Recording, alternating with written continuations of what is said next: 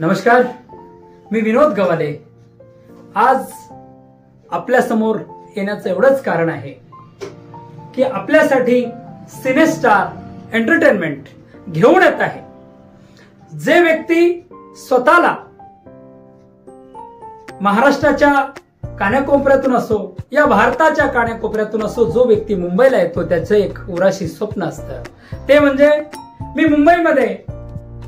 काही लोक स्वतःला हिरो या रूपामध्ये बघत असतात, तर काही लोक स्वतःला दिग्दर्शक, तर कोणी रायटर, कोणी स्क्रिप्ट रायटर, कोणी डान्सर, कोणी कोरिओग्राफर। तर अशा वेगवेगळ्या अंगाने वेगवेगळी स्वप्न हृदयाशी बाळगून प्रत्येक व्यक्ती या मुंबईमध्ये प्रवेश करत असतो।